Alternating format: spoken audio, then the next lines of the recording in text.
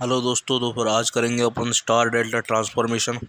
Star delta transformation के लिए भाई पहले अपन करेंगे डेल्टा टू स्टार। ये बहुत ज़्यादा रिपीटेड क्वेश्चन है, आरजीपी में भी आता है और उसमें भी आता है मिड सेम एग्जाम में। पहले स्टार टू डेल्टा। स्टार के अपन को रेजिस्टेंस बना लिया, उनको डेल्टा में करना है। स्टार के लिए अपन क्या समझेंगे, R1 R2 R3, और उसके बाद इनको समझ लेंगे अपन R12 R23 R31। इन दोनों के बीच वाला रजिस्टर क्या कहलाएगा, R12 कहलाएगा ना। R1 R2 किसके बीच का रजिस्टर R12, फिर R2 R3 के बीच का वाला R23, और R3 R1 के बीच वाला R31। ऐसे ही कर लेंगे भाई। तो फिर और वैल्यू कैसे निकालेंगे अपन R12 की वैल्यू निकालने के लिए जिन जिन के बीच का है ना, ये R1 plus R2 plus R1 into R2 divided by R3।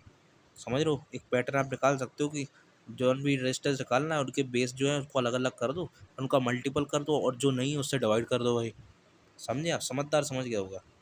अगर R23 क्या हो जाएगा, R2 plus R3 plus R2 R3 divided by R1।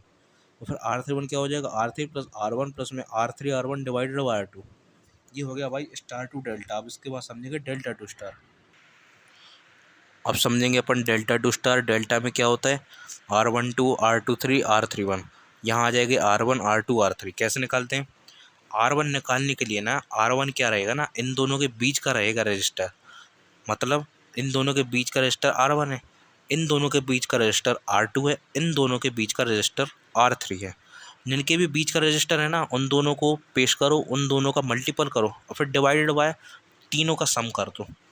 जैसे R1 किस किस के बीच का है, इसके और इसके, तो फिर R12 into R31, R13 R31 एक ही है, divided by R12 plus R23 plus R31, इन तीनों का सम। तो फिर R2 के लिए क्या करेंगे, R2 किस किस के बीच से हुआ है, इन दोनों के बीच से, R12 into R23 divided by R12 plus R23 plus R31। ऐसे ही R3 आ जाएगा, R13 इसके दोनों के बीच से बना है ना, R13, तो फिर R23 प्लस में R upon divided by R12 plus R23 plus R31। तो ये पूरा मैंने आपको समझा दिया स्टार टू डेल्टा ट्रांसफॉर्मेशन। पूरे 7 नंबर का क्वेश्चन आता है आरजीपी में, और 5 नंबर का तो आता ही आता है मिड सेम में भी।